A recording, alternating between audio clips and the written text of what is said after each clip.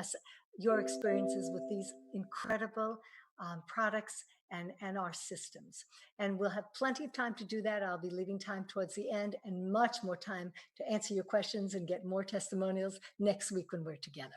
Let's get started with one of the sections from tonight, which will be vision health. I'm covering a lot of other sections too, so don't worry, it won't be an hour and a half just on vision, I promise. But this is very important. As we learned from some of our guests that were speaking tonight, vision can be impacted by our supplements, and so I do want to cover it. So first, we understand that the slides that are shown here are for educational purposes only. Products that we'll be mentioning are not intended to diagnose, treat, cure, or prevent any disease. So we'll be looking at what a healthy eye looks like and functions like, and common eye challenges that we might encounter. Lots of healthcare tips for the eyes, and supplements are absolutely fantastic. A few more than what we talked about earlier that will be useful for the eye. So we need to understand that as light enters our eye through the cornea, it passes right through our iris and the pupil to the lens, which focuses it on the back of the eye, on the retina. And then our brain, via the optic nerve, interprets what it's hearing and seeing and gives us the images that make sense of our world. If we are exposed to lots of blue light, that can damage parts of the eye called the macula. And so I just wanted you to get a feel for where everything fits together. We're not going to spend an enormous amount of time on the actual eye and eye problems because there's so much I have to cover here, but I want you to at least get that feeling first. Okay, so when we are talking about things that we encounter that challenge us, they fall into such a broad category, these visual problems, that I just am going to run through some. Sometimes we walk into a room and we find it's difficult for us to adjust from the lighting in the room. Sometimes we just can't focus on an object. If we have presbyopia, we absolutely need glasses. But even without that clinical condition, we will still have difficulty focusing sometimes, depending on what the contrasts are. Sometimes we have a sensitivity to light or a glare at night while we're driving. Sometimes there's a change, like we noticed with that testimonial, where the eyes changed in colors. Sometimes the eyes are red rimmed, or the lids are swollen, or they're itchy. Sometimes there's pain in or around the eye and its socket. Sometimes we have double vision, seeing light flashes, dark spots, ghost-like images. Sometimes lines or edges are wavy or distorted, and occasionally we have tearing or watery eyes that don't seem to have any etiology. We have no idea what has started it. Other times our eyes are dry, they're itchy, or they burn. Our vision could be hazy or blurry, and occasionally we see halos or rainbows around lights. So some of these are things that we can address with nutraceuticals, some we can't. And I just want you to understand that before we actually get into this, because we will do as best we can to optimize vision and our visual health, but there are just certain things that we cannot do work to solve. Now, I don't know if you know this, but Singapore has one of the world's highest rates of myopia. And that means that when you're seeing distant objects, they're blurred. So you'll see a lot of people walking around in Singapore wearing glasses. Singapore is the #1 for the world in the prevalence of childhood myopia, and that's in young kids, 7 to 9 years old. These are some of the diseases that we can encounter. We're not going to be covering all of them, I promise you, but we'll focus on the ones that really would be worth knowing about in terms of the ones that we can absolutely correct. A very common one is presbyopia, and as you get older, there's a weakening of the ciliary muscles and the lens in the eye, and the lens loses some of its elasticity. And so we need to push our arms further and further from us to see the same book or do the very same acute process that we were able to do when we were younger. Not all people around age 40 experience this, but many people do. And that's corrected by wearing glasses. Others that are correctable with supplements are things like cataracts. So cataracts and also with surgery. But when there's an oxidation of the proteins in the lens, you'll see that it gets opaque and difficult to see through. So seeing an actual cloudiness of the lens, which the lens is made of crystalline proteins, and they should be crystal clear. If they get cloudy, you can't see through them. But it is easily corrected by surgery, and its progression is prevented by antioxidants that will secure protection of that lens and mop up the free radicals in the eye. Now take a look at what the normal eye looks like as opposed to the cataract, and look what normal vision looks like as opposed to the blurriness of the cataract. Another visual impairment that's very common, especially as you get older, is glaucoma. This is when the optic nerve that we talked about at the back of the eye that takes those impulses up to the brain and then translates them into images. If it cups and distorts, it will raise the intraocular pressure. So it's like high blood pressure in the eye. We use medication, lasers, and surgery to fix that. That's not actually a nutraceutical related challenge. Normal vision obviously looks like this. As we head toward early glaucoma, you're noticing that the field of vision is getting smaller. As the glaucoma advances, it's a more narrow window still until it's almost a pinhole. And this is extremely difficult. We have to address that, as I said, with an eye doctor's care. When we have floaters, sometimes we'll see floaters and they'll have no specific etiology. As it turned out, in the case, I can't remember if that was Cindy or who told us about the floaters, but when she took nutraceuticals, they went away. They're very, very common. And basically, it's a liquefying of the gel, the vitreous gel that is the base of the eye. Retinal detachment has to be repaired. It's generally because of trauma. But when the retinal nerve separates from the pigmented layer, this is a problem. And you definitely want to see a doctor about that. That is not a kind of problem that we can address with supplements. Here's some that we can when it's difficult for you to see at night or in very, very dim and low lighting. It frequently is a vitamin A deficiency, and you can do that not just with the foods that you eat, but with the supplements that you take. It's called nyctalopia, and that is correctable when you have a vitamin A deficiency. So if you haven't been eating a wide variety of colored fruits and vegetables, start doing it. And then if you also want to immediately address it, you're going to want to probably take a look at using some of the supplements, either our daily essentials or the isotonic vision that we'll be talking about, because they will provide the vitamin A that you need to fix this. There's also xerophthalmia, which is a frank vitamin A deficiency. And there you'll see a thickness in the cornea, actually a necrosis of the cornea, because the eyes actually require vitamin A. Other visual impairments will occur because of aging, because of living habits, and because of nutritional status. Living habits, to me, is some of the behaviors that we have when we're not addressing our stress, not exercising, not eating well, and when we're spending too much time in front of computers. So here's an example of too much time in front of the phone.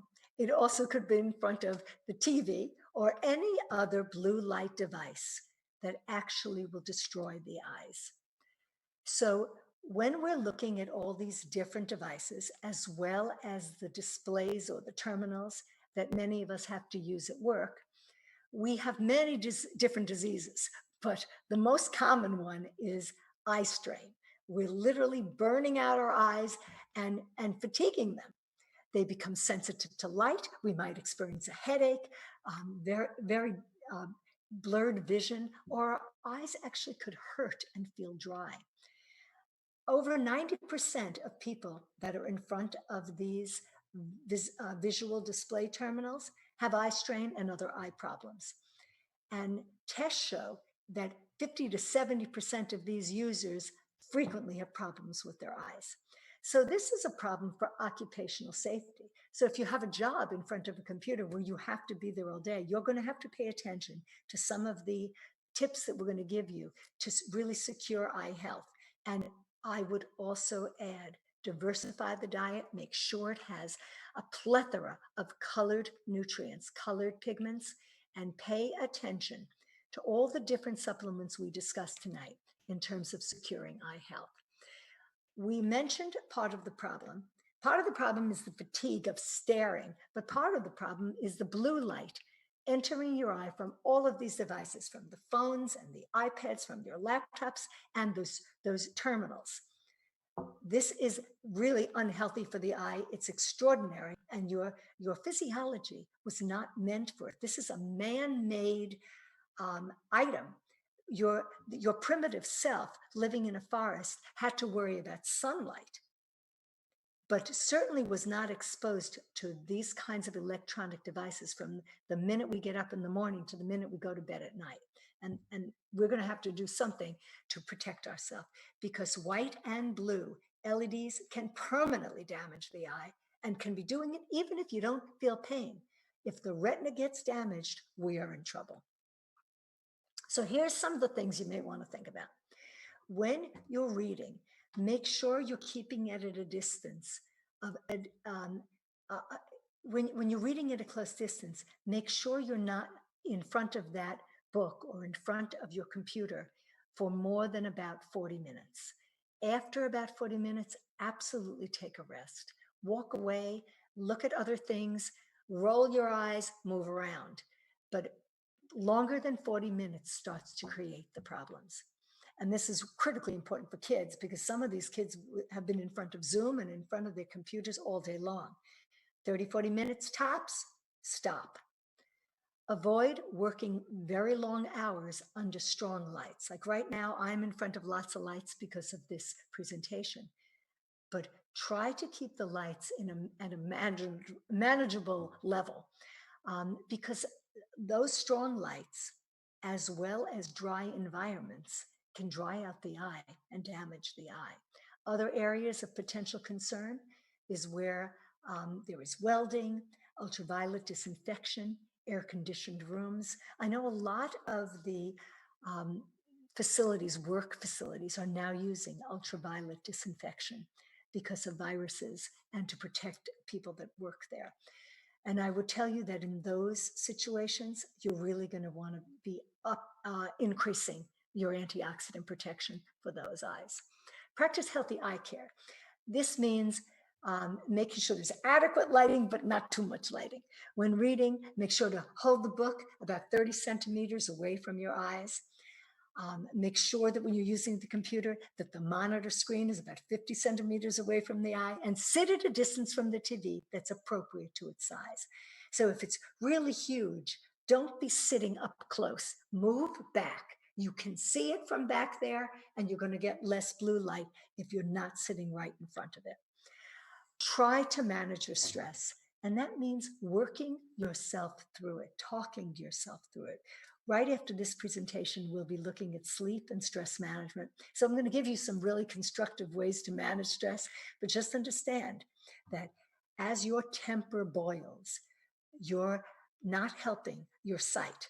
Your blood pressure, you have blood flow that is actually going through your eyes. And so if your blood pressures are up, if you're all stressed out, you're also damaging the cells in the eyes. As for general health, choose low sugar foods. Avoid the foods that are high in miserable fats, but eat the foods that are high in healthy fats, the good oils and avocado. Avoid the salt, avoid the sugar when you can. Make sure you have regular exercise.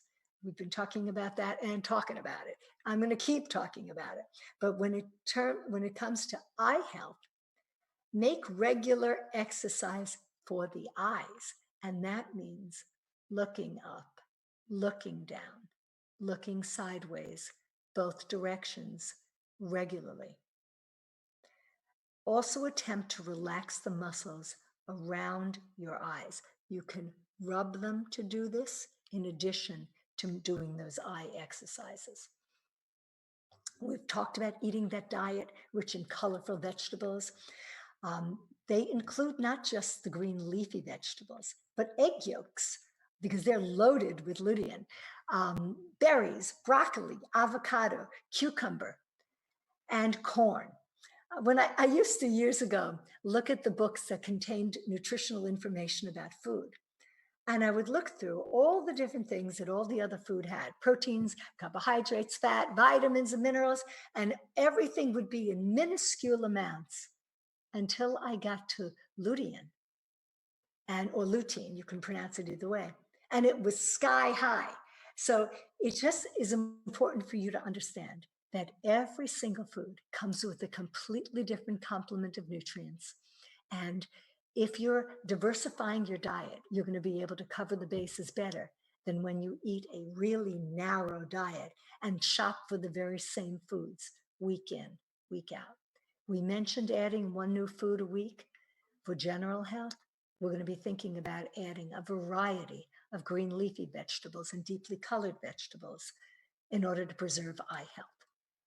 So here are some of the superfoods, my favorite foods for optimal eye health, and they include grains like brown rice and all kinds of beans and legumes. They include carotenoids, the carrots, salmon for astaxanthin, lutein in your green leafy vegetables, as well as vitamin A, the berries for the antioxidants, bilberry and pycnogenol. It's not on this, but think about that in terms of proanthocyanidins, as well as zeaxanthin. Lutein and zeaxanthin, we're going to be talking about together in a bit, and vitamin C. These are the foods that are the core for eye health, and then we build upon this. So when we build upon it, we're going to be thinking about taking supplements that will be securing eye health, like the carotenoids, all of them: beta carotene, lycopene, lutein, zeaxanthin, as well as astaxanthin. And your multivitamin will also be useful. That multi from the daily essentials, or the multi by itself, because of vitamin A and C and E, because of zinc and copper, chromium and calcium, taurine, bilberry, lycopene. I also want you to be thinking about omega-3 polyunsaturated fatty acids. So we're going to be looking at that, and pycnogenol. We'll talk about that too. So my favorite as we get started is astaxanthin. You're going to find that it comes as both an isotonic and a pill.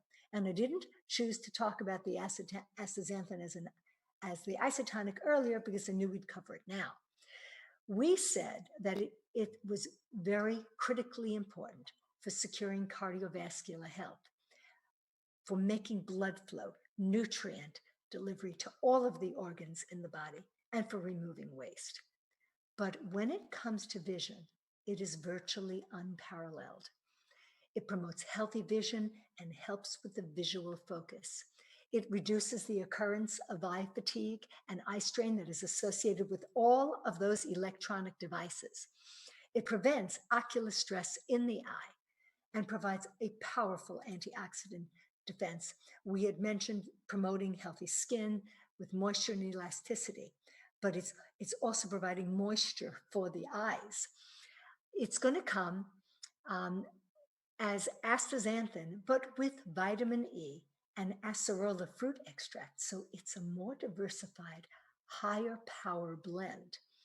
And that's a combination of nutrients, two that are fat soluble vitamins, and one that's a water soluble vitamin. So they're going to work in different dimensions within the body and within the eye. And you're going to want to be able to have at least one of these packets a day with 2 ounces of water. If you can't acquire it in this form, then take it as a pill.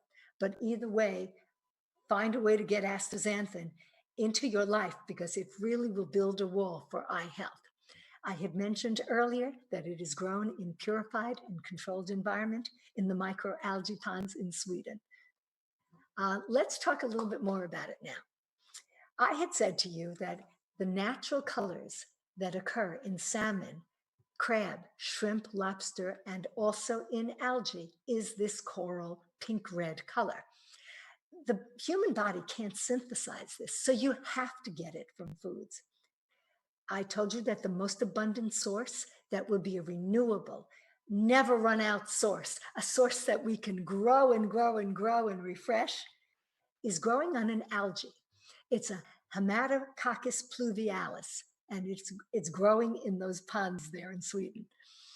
Now, it's growing there as a result to an environmental stress, similar to when I explained that when the grape grows resveratrol on the outside, it's basically pushing back on an environmental stress. Well, the ultraviolet radiation pushing onto the algae is producing this astaxanthin to protect itself, and we just get the benefit of that. It has this most tremendous capacity for mopping up free radicals. It will mop up, as I said, the singlet oxygens, all of the peroxide radicals, but it is much stronger at doing it than beta carotene, CoQ10, vitamin E, and vitamin C. And we had mentioned earlier how resistant it is to oxidation. You'll see this chart when we talk about, in terms of relativity, in terms of antioxidant strength, and you'll see that it says 36 times stronger than beta carotene, 75 times stronger than alpha lipoic acid, 550 times stronger than vitamin E, 560 times stronger than green tea, 794 times stronger than CoQ10, and 6,000 times stronger than vitamin C. And when you read this or hear this, you're thinking it's spitting up or mopping up that many more free radicals. That's not what it means. It means that when it enters your body, it stays around longer, that much longer. It permeates the tissues and stays within the cell walls a lot longer, doing its work a lot longer. Here's the best example of what it looks like when it's working. So we could see it earlier when I just showed the scale down view, but here you can see all these free radical pitchforks and where all the other vitamins are in little individual places. Some will work here and some will work here and some will work in the rest of the cells, but astaxanthin spans the entire cell. There is no place for a free radical to hide. It is the most powerful free radical quencher. And so think about it for so many different things. We had said earlier that you want to be thinking about it if you're exposed to free radicals. But sometimes you do this yourself. You swim in a pool that either is chlorinated or fluorinated, and that's a massive oxidant. So swimmers, kids that swim, absolutely need to be taking astaxanthin every single day. Marathon runners, anyone that does endurance exercises, aerobic exercise, aerobic dance, please think about taking astaxanthin every day. Anyone that just wants to strengthen the antioxidants they are already taking, you can do it in two ways. You can take your morning antioxidants and then eat colorful foods all day long. Every time you eat an antioxidant, you refresh the antioxidants that are already in the system. But the best, most potent way to refresh is with astaxanthin. So if you took your morning OPCs and had blueberries for breakfast, tomatoes and red peppers with hummus or a salad at lunch, broccoli at supper, in the middle of the afternoon, if you really wanted a powerful refresher, you could take either the isotonic astaxanthin or the astaxanthin pill. But either way, I would probably not take I would take the isotonic the way it's supposed to, with 2 ounces of water, but I would take the astaxanthin in the pill version, in the gel cap, with fat, with food. And you also can take the isotonic with fat. So if you don't have an empty stomach any other time during the day, and the only time you're going to remember it is with your lunch or supper, then take your astaxanthin, dump it in anything you want, aloe or anything. Don't take it isotonically. You'll still get all of those nutrients. because there's no way to destroy them. So I told you that it will span the entire cell, both the water and fat soluble parts, because it works well in both of those types of environments. And it can go inside the cells directly to fight free radicals. Now, it's useful for some of the things that we frequently encounter, like our ability or inability to focus at various distances. That's called visual accommodation, as well as eye fatigue and eye strain. And we've already mentioned that astaxanthin is good for both of these things. But when we're talking about the eye itself and its physiology, it's important for you to know that astaxanthin will improve the retinal capillary flow. It's going to significantly increase and support the blood flow through the eye and to all of the parts in the eye. It improves critical flicker fusion, which is the rate at which the eye adjusts to various levels of light. So when we were talking about the people that walk into a room, and if it's in various levels of light, they cannot focus, they just can't adjust, taking astaxanthin will help that. It will improve your recovery from a variety of stimuli and reduce inflammation locally in the eye. But the most important thing it's doing is preventing oxidative stress and the damage to the retina and the other surfaces of the eye. 8 out of 10 people, if you were to ask them what their biggest fear is, it's them fearing that they would either be partially or completely without vision. So since so many of us are worried about this, let's do something about it. Let's really make a concerted effort to focus on eye health.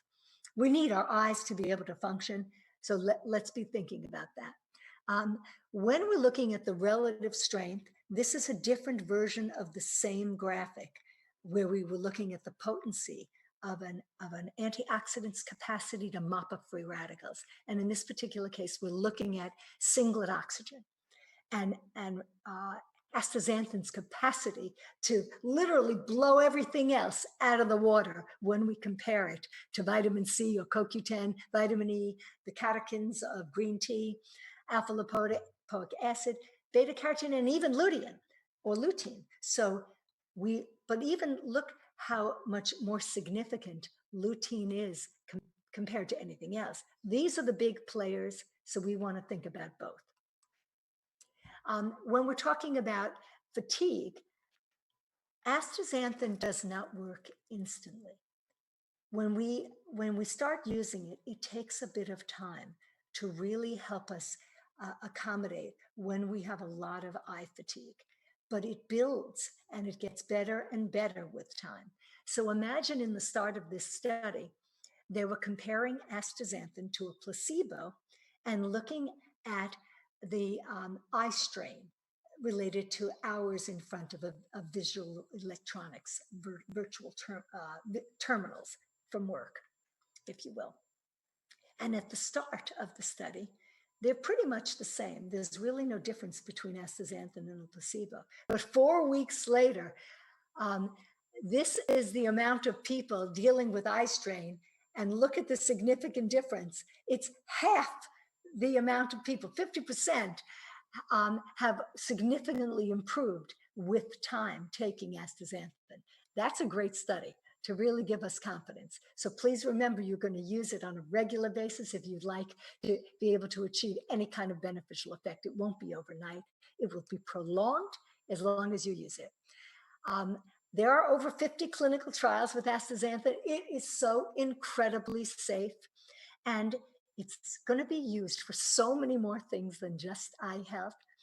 There are 7 patents pending, and these patents are for the wildest things that you'd never be thinking about, like diabetic nephropathy. I mean, the list is huge. It's got a wide range of application for cardiovascular health, for the health of recovery, for the health of, like we had mentioned, runners and endurance exercise and prevention of lactic acid. It is just so broad.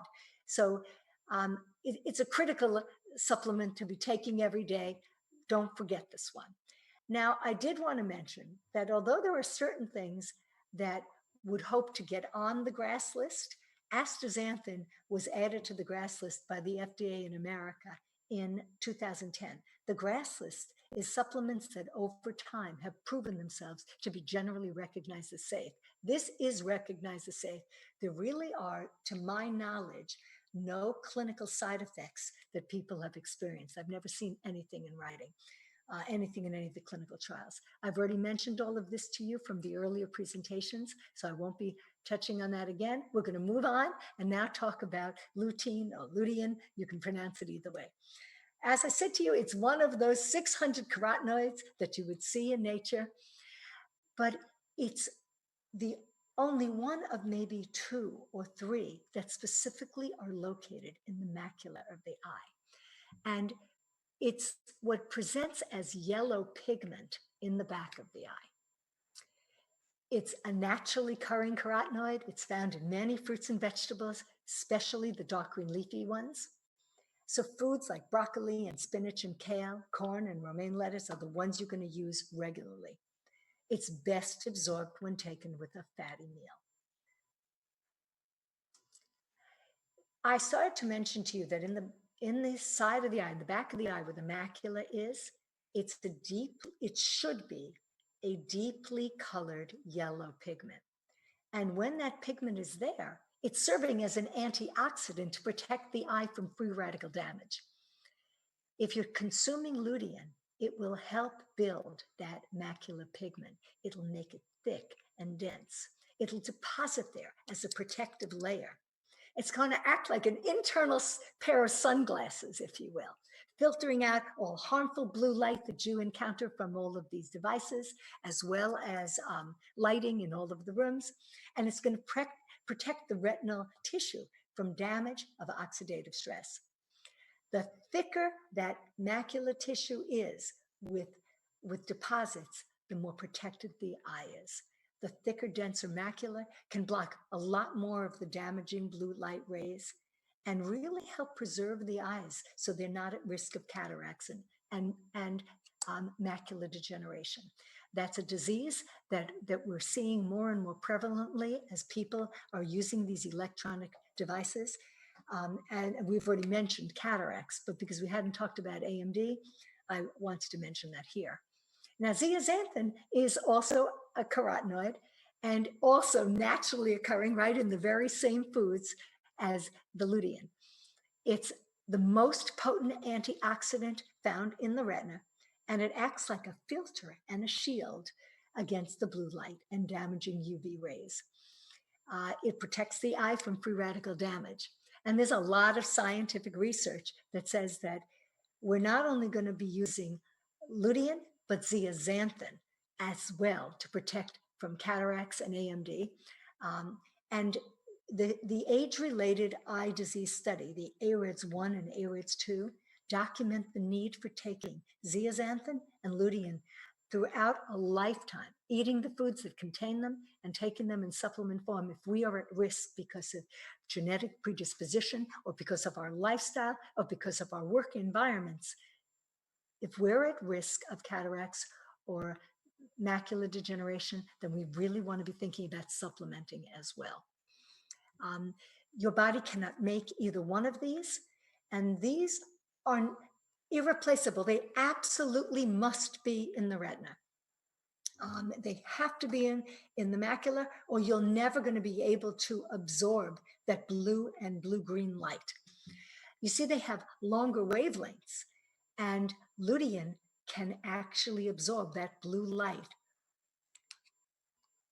So zeaxanthin can absorb the blue-greens, and lutein can absorb the blue. They're both doing different things. Another antioxidant to be thinking about is one that we learned about a little earlier today, and that is bilberry. I didn't talk about it in great length, but bilberry is really useful for eyesight. It's in the OPC3 formula, and we want to be thinking about it not just for overall cardiovascular health, but for eye health too. It's one of those flavonoid anthocyanidins. It's a potent antioxidant, and it has a particular affinity for eye and for the cardiovascular tissues. It's going to protect the retina. It's a major powerhouse antioxidant. And what it will do, like the pycnogenol, is it will improve the structural integrity of the vessels so they won't weep and leak. Many times you'll see people that have bloody exudates. It looks like their eye is bleeding out. It means that the capillaries are very, very weak. They don't have good structural integrity. So they're bursting and bleeding out. Well, if bilberry is used routinely in the diet, it's kind of hard to do that. But bilberry used in antioxidant form via OPC3 or bilberry in other supplements like the isotonic vision formula, you're going to find that it will build back the structural integrity and you will see much less of that capillary fragility. It's also very good for improving night vision.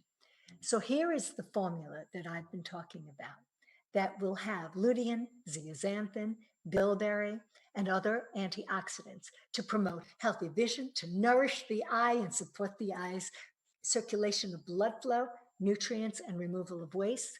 This will support night vision and really help to build a wall against retinal diseases like macular degeneration and other retinopathies, including cataracts. I had mentioned in the studies this morning that pycnogenol is also really, really great for eye health. And there's actually two of these studies. The first just talks about promoting healthy eyesight because the eyes contain light sensitive cells and because pycnogenol can improve the velocity, the circulatory movement through the eye, as well as the nourishing of the eye. It will improve vision. Retinal tissue has the highest metabolic rate in the body, and so we have to support that. And the way we support it is with antioxidants. But because they have so much metabolism going on there, they can produce a lot of free radicals. And so we want to have a higher component of antioxidants to mop those up.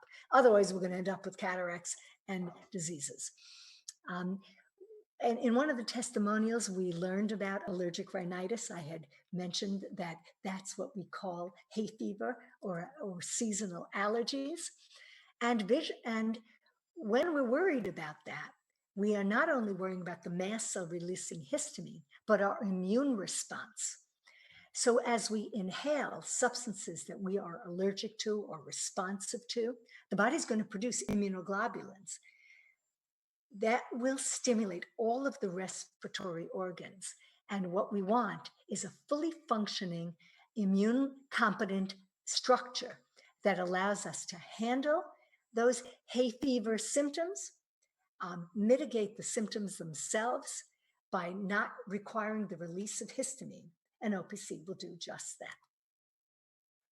When we're talking about other vitamins for macular degeneration, we want to be thinking about C and E, beta carotene, and zinc, because they'll slow the rate of the progression of age-related macular degeneration. They really do not affect the slowing of cataracts, but they will slow the other things.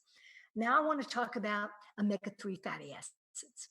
So we have only talked in general terms about them. We have to talk in much more depth now. We'll be talking about this in terms of stress and mood and brain health. But let's talk also about eye health. Almost 2/3 of the weight of the human brain is accounted for by a special type of fatty acid.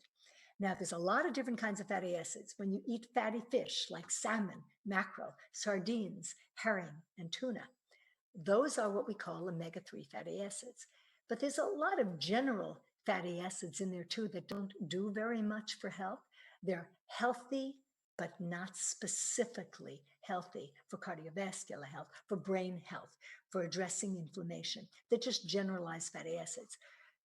The two that are really specific for the brain and the eye are the DHA and the EPA. And DHA, you're going to see in the later slide, accounts for 60% of the photoreceptors in the eye as well as the brain. This is a critically important omega-3 fat. It's required at really, really high levels to be in the retina for you to have really, really powerful and viable visual acuity so that you can see pointedly every time, focusing well, functioning well. We had also mentioned that other substances were critically important to secure the eye against macular degeneration. But one of the most critical pieces is omega-3 fats. They're useful to prevent that age-related problem as well as dry eye syndrome. They are supportive of proper eye drainage and the pressures and the intraocular fluid within the eye. They can decrease the risk of that high pressure and obviously reduce the risk of glaucoma. Studies show that if you take omega-3 fatty acid supplements, you can absolutely alleviate dry eye symptoms, slow the tears evaporations, and that's one of the reasons it does this, and improve the signs of a healthy eye surface in patients that are suffering from dry eye, especially as related to looking at electronic devices. And there's also an effect on the DHA on the lining, the retinal pigment epithelial cells. It can help to prevent the inflammation there the same way that omega-3s will help to prevent inflammation everywhere in the body. Next week, we will look extensively at why we combine OPCs with omega-3s to address inflammation systemically throughout the body. Now, in this particular age-related eye disease study, they're looking at clients that have advanced macular degeneration or age-related macular degeneration. And when they took a very small amount, 64 milligrams a day of DHA and 42 milligrams a day of EPA, there was a 27% reduction in the age-related macular degeneration. So look at what the eyesight looks like when we have that disease. It's so blurry, it's so difficult to read and be functional when you compare that to a normal view. Anything that will improve that, and specifically that large an improvement, is something that we're going to focus on. And so when we're talking about fatty acids, one of my favorite to be thinking about is the formula that is available through Market Singapore. It's called Heart Health Essential Omega-3s. And it contains hugely powerful amount in the right ratios of alpha lipoic acid, EPA, and DHA. This is a really, really significant formula. Now we're moving to healthy sleep. We're going to be thinking about a lot of the things we talked about earlier, but I want to focus on how do we restore the body. And one of the best ways we can do that is by getting ourselves into bed and falling deeply asleep. Now, unfortunately, in Singapore, insomnia is really common. As many as 15% of the population suffer from it. In a recent local study, they found that almost 14% of adults older than 60 were frequently experiencing insomnia. It's a frightening problem to have because you're constantly looking at the clock, fretting, stressed out. And the most serious thing about this is that without proper sleep, the body cannot restore. Sleep is critically important for the regeneration of growth hormone that literally turns back the hands of time, modulating our inflammatory hormones, and truly repairing all of the structure and degradation that has taken place through the act of living, as well as exercise and anything else that you're doing through the day. There's a lot of different causes for insufficient sleep. But when we have it, it's going to wreak havoc on the body. So I'd like you to take a look at the way the body responds when it hasn't had an adequate night's sleep. The first is that there's a lack of alertness. Research shows that if you lose as little as an hour and a half of sleep a night, there'll be a big impact. You'll not be as energetic and certainly not as focused mentally. There's an impairment of memory. Lack of sleep affects your ability to think, and you cannot task, remember, or process information as well as if you had a decent night's sleep. It impacts relationships because you'll be moody and anxious, creating conflict instead of harmony with others. All in all, inadequate sleep is going to impact your overall quality of life because all of the activities that you would generally want to participate in, from exercise to showing up at work, staying late, going out with friends, when you're exhausted, it's virtually impossible to do any of those things. Greater likelihood of car accidents, drowsy driving accounts for thousands of crashes, injuries, and fatalities every single year, according to the National Highway Traffic Safety Administration. And chronic sleep deprivation, not just insomnia one night, or not just getting into bed late one night, but when you do this repetitively, it can result in severe degenerative diseases. The very first is the fact that it will create obesity. The body is going to be under a great deal of stress, and instead of metabolizing fuels, you'll store them. It's attributed also to high blood pressure, elevations in blood sugar, heart attacks, strokes, and every other degenerative disease you do not want to get. When we talk about securing healthy sleep, most of us are looking for a supplement because we know that supplements will secure sleep. But I want you to remember that supplements are only a complement to your real arsenal. The real arsenal is proper hydration, that healthy diet, that restful sleep, stress management, exercise, positive thought, and social support. That means that we engage. If we can't engage physically, we engage in Zoom. We practice the types of stress management techniques I'm going to go through in the next few minutes when we finish this segment. And you make sure that you're drinking fluids all day long.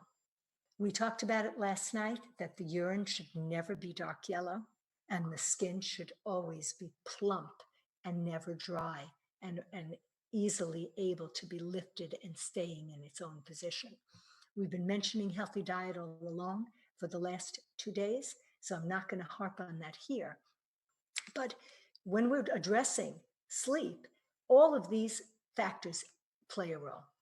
Healthy eating, and in order to get that restful sleep, I want to give you some rules. These are things to think about. The first is rules for the bedroom. So don't bring your checkbook and the bills to the bedroom. Leave them out in the family room or at the kitchen table where they should be taking place. Don't read scary books. Don't watch horror films, because these are the things that keep the mind active and focused in unhealthy ways. If there is more month than money and you are stressed out about money, that's the last thing you should be thinking about right before you enter the bed. If possible, turn off all of the electronic devices at least a half an hour before bed. That means the computer, your iPad, your phone, your video games. If it's the little kids, don't let them be playing them up until bedtime. Stop a half an hour before. And those of you that think it's safe to go to sleep with your TV on, I am begging you to turn the TV off. That TV will emit blue light, which will stimulate the pineal gland and keep you awake and not allow you to form deep REM sleep. You'll never enter and stay in REM sleep when the pineal gland is constantly being stimulated. Turn the TV off and darken the room. Take a hot bath. Take a hot bath within a half an hour of bed, and you'll find that you will relax. You'll take it down. The hot bath simulates the embryo in the womb. It's that floating sensation. And I know some of you tell me, I don't take baths, I only take showers. There's a radically huge difference between a bath and a shower. A bath has needle-like water impinging on your skin that is stimulatory. And that's the shower has that rather. And the bath has a soaking, relaxing place for the muscles and the brain to come down. So if you have a bathtub in your house, use it. Another thing you could do is drink a glass of warm milk.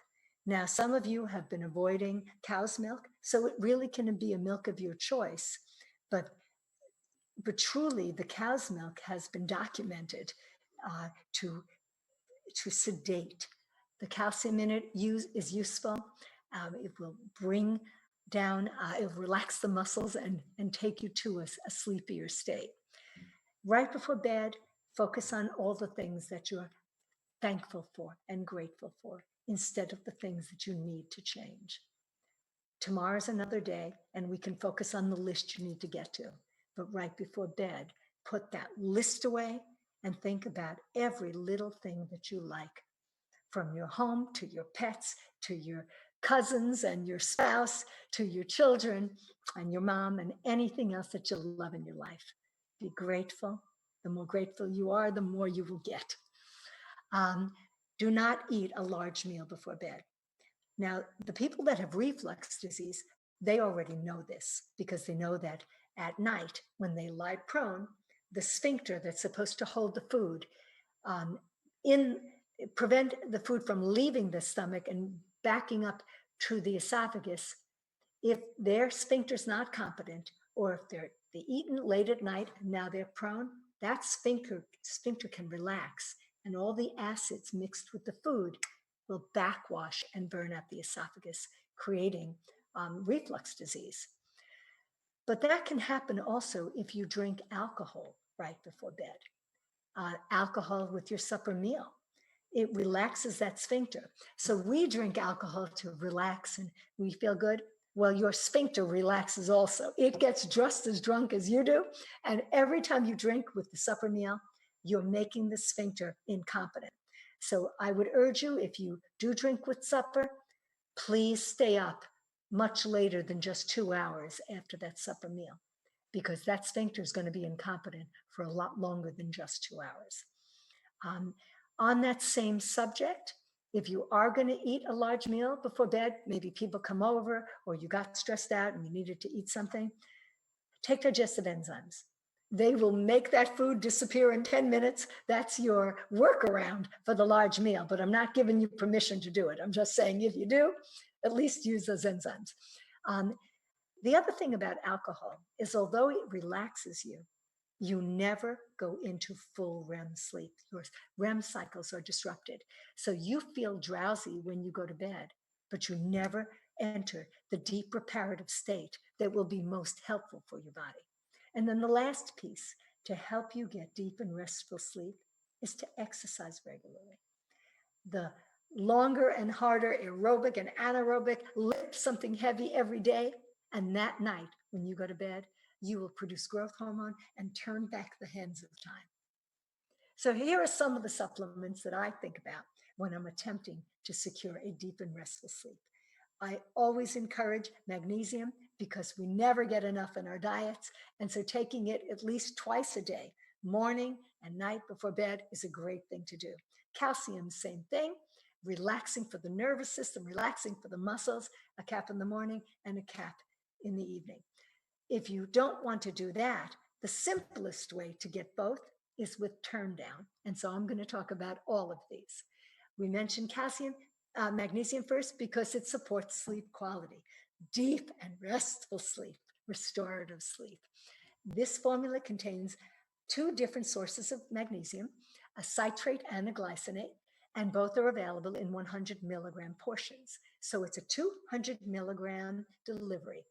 What you want to do is take 1 in the morning and 1 at night so that you're getting at least 400 in a day.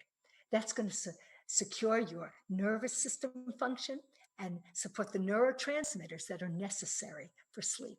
It'll increase GABA, which reduces anxiety, induces relaxation, and helps you have a restful night's sleep. Calcium is next. I had mentioned earlier that it has 5 different sources of ionized calcium, plus vitamin D, vitamin B, magnesium, boron, manganese, and so much more. At 375 milligrams per cap, that is the exact dose that doesn't overwhelm the absorptive capacity of the intestinal walls. And this is a useful calcium to knock you out. I have used it with patients who have moving body parts. I'm not really allowed to discuss disease entities, but I think you've all seen commercials for Requip, and you realize that these are disorders of the nervous system that are easily put to bed with calcium. So a cap before bed of calcium as well as magnesium is really good when body parts are moving during the night. Turn down is my favorite of all, and that's because it really does support relaxation and calm and a deep and restful sleep. It supports enzymes and hormones during the night, brain health, mental clarity, and absolutely stabilizes mood. There's a secret weapon in there that does that called L-tryptophan. So what's in this formula? Sharon, L-tryptophan? sorry, Yeah, Sharon. yeah. Can't hear you very well. There seems to be a drop in volume, suddenly a drastic drop in volume. Yeah, I'll talk louder just in case. Is that working? A little better, That's weird. I even have a specialized mic. Can you hear it now? better. That, Okay, I'm oh, moving the mic closer. great. Thank you. Okay. You're welcome. Thank you for telling me. Anything like that, just interrupt. So do I need to back up or were you able to hear most of what I said?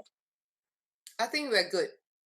Okay, so turn down is a very comprehensive and complex formula that has L-tryptophan, vitamins A, C, D, B complex, magnesium, calcium, manganese, boron, truly all of the nutrients that one would need to restore deep and restful sleep. But the secret weapon, my favorite weapon of all that's in there, you would think it's magnesium and calcium. It's not. It's an amino acid called L-tryptophan. And in the body, this is converted to 5-hydroxytryptophan, which converts to serotonin.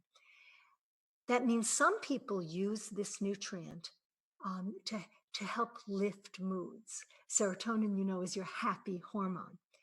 But in this case, we're using it to take us down, to promote healthy, deep, and relaxing sleep for calming and less anxiety.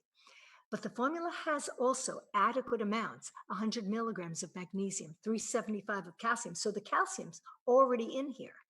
Vitamin C, vitamin D at 500 international units is almost as much as your vitamin D3K2. So this is a really, really great formula. When we're trying to figure out how the L-tryptophan works, please understand that in combination with other minerals that are available at the same time, it will do that conversion, making 5-hydroxytryptophan that I mentioned a second ago, which turns into serotonin. And then for deep sleep, serotonin turns into melatonin. Now, I know some of you have seen melatonin over the counter, and I just want to warn you that melatonin in doses over 3 milligrams is actually not physiologic. So please caution those that you know that take it to actually take a very small amount or use instead the precursors of melatonin, which is L-tryptophan in this formula. It's a really safe way to do it that works all the time. So you'll notice there's no melatonin in the formula, but L-tryptophan will get you there. And so that's why I really love it. Next, we move on to supporting healthy mood, making sure we are adequately energized and managing our stress. Here we see a lot of people that are dealing with stress and not very happy. If we want to get ourselves from here to here, where we are engaged and vibrantly healthy, happy to be alive, we're going to have to do a lot of different things and be very thoughtful. We're going to have to pay as much attention to our mental health and our physical well-being as we did to our cardiovascular health, our eye health, and the health of other body parts. So in order to lift yourself up into a positive state and get the right hormones flowing and the right neurotransmitters engaged, there's a few different things that would be helpful to do. The first is to use the ancient science and wisdom of meditation, which does not interfere with prayer. Prayer is separate. Our relationship with our God and the universe is separate. We do that too. But meditation is a process by which we get to restore the brain and its functioning. And so I would urge you to talk amongst yourselves and find the best practitioners and the best meditation tapes to do some meditation every single day, because it will absolutely help you modulate stress. The next is breathing deeply. No matter how stressed you are, if you take a deep diaphragmatic breath, that means your diaphragm comes up, your stomach is protruding a little bit, and hold it, and then slowly let it out, it will automatically calm you no matter how anxious and stressed you are. The next thing to think about is listening to music, because it will impact your mood. So if you need to be lifted, you can do two ways. You could either use something with a beat, or if you can't handle something with the beat, use something classical that suits your mood. But put something on in the background, because you might find that you're humming along and the next thing you know, you're forgetting the things that you were stressing out about. A lot of times we worry nonstop. We turn on the news and we never turn it off. And I'm begging you, if you're currently in a state where you're anxious or stressed, the best thing you could do is put aside a time to worry, a time to watch TV, a time to think about the things that you're fearful about.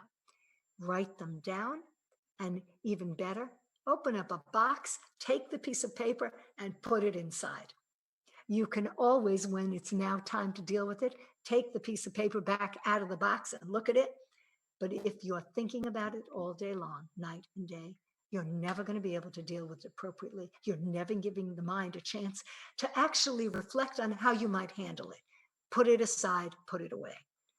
Get regular exercise. Regular exercise makes for mental resilience, not only because you're proud of yourself and you're stronger, but because it supports neurotransmitters. It supports that restorative sleep that we talked about. So do a variety of things. Try new things like yoga, dance. Anyone can turn up the music in the living room. You can find it on the internet. You can find it from old tapes and CDs. Dance around your house and you will feel better. Another really great contraption that I found last year are these little mini trampolines, and most of the exercise stores sell them. They're not any larger than about 36 inches, which is about 3 feet. And they're only about this high off the ground, maybe 6 inches. So when you're jumping on them, you'll find that they change your mood drastically. They don't impact on lousy old joints that hurt. And you'll find that you can really break the bad mood or allow yourself to feel better if you do something with the mini trampoline. Another thing to be thinking about is laughter, because when you laugh, it releases the endorphins. And that is the most perfect way to get yourself to a better positive state.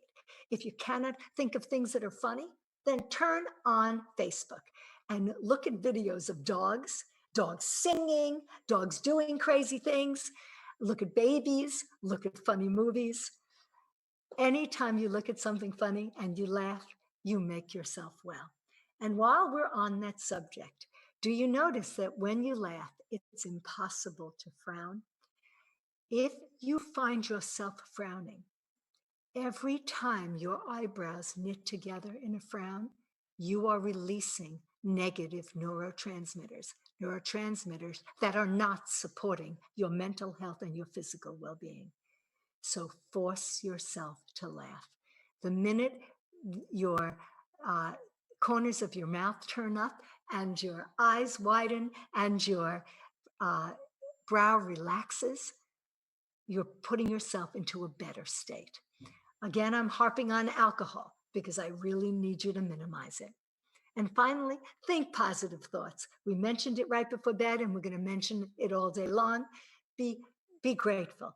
Think all day long about what you're happy about and what you love, because you'll get more of it and less of the things that you need to worry about.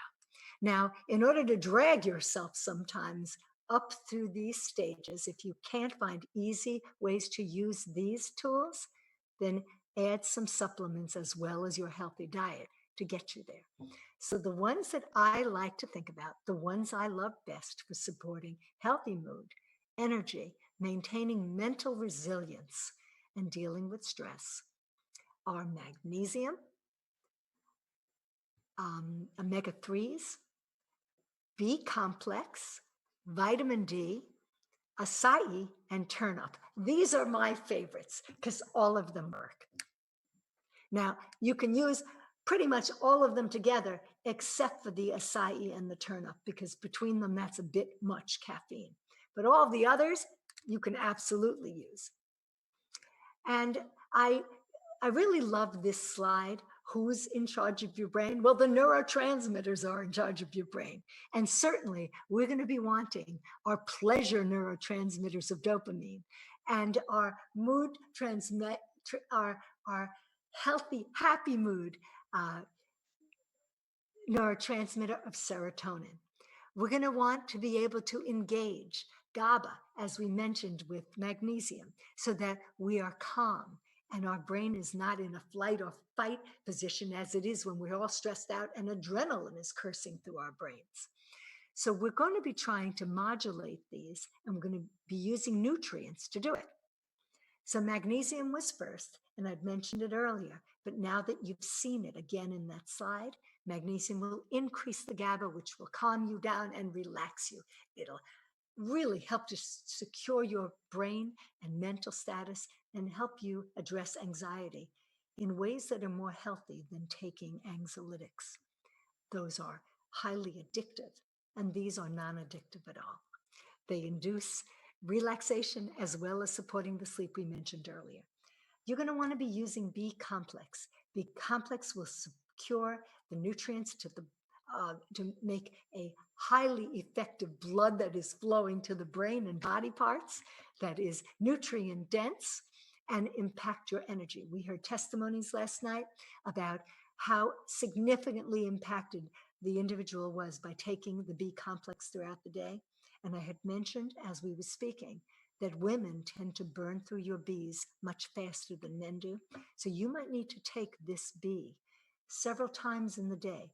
Don't take 2 at one time. Disperse them throughout the day for cardiovascular health, metabolic health, neurological health, and the health of your energy levels.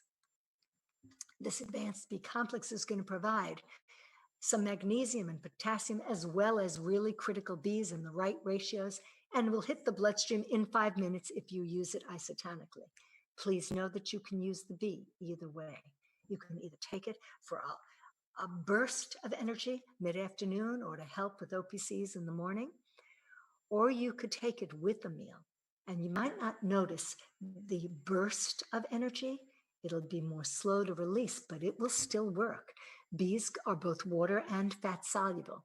Omega 3s are next, and we had launched them in our conversation about eye health, but I really want to spend a little more time on them now. We talked about the fact that the brain's dry weight, 65% is fat, and that 25% of that is that specialized DHA, that very special omega 3 fatty acid. There are spaces between each nerve fiber, and we call it the synaptic space. That's where one ends and the next one comes together. And in that space, in that little corner, is where the DHA is concentrated. It's got the highest concentration right there than anywhere else in the body. And EPA is critically important as well for brain health.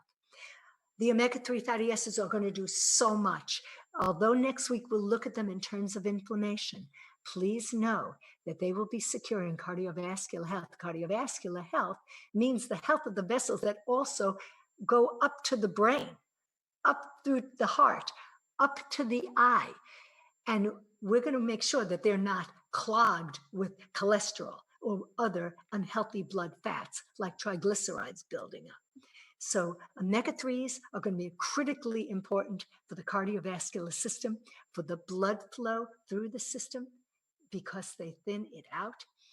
But really what they're known for best is they prevent the blood from being very milky and fatty, loaded with triglycerides. So those of us that carry a little bit extra weight, when that weight is not made of muscle, It's made of fat, and that fat happens to be around our stomachs, like we were talking about yesterday. That fat secretes inflammatory hormones 24/7. And those hormones will raise your blood pressure, your blood sugars, your cholesterol, and the triglycerides. If you get a test and your triglycerides are up, I would urge you to start taking omega-3s right away because they work rapidly to address this. But they will also maintain overall cardiovascular health. They are as important for your health as astaxanthin or OPCs. There's something you're going to want to be taking every day. They are a foundational nutrient.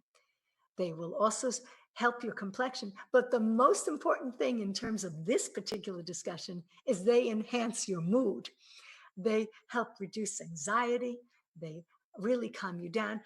If you could imagine that if the healthy brain needs to be made of omegas, and you never have omegas in your diet, you don't like fatty fish of any kind, you don't eat walnuts, you don't like flaxseed, a piece of fish has not passed your lips in years, then I can tell you that this is the way your body works. Whatever type of fat you put in your mouth is what your organs and your tissues are going to be made of.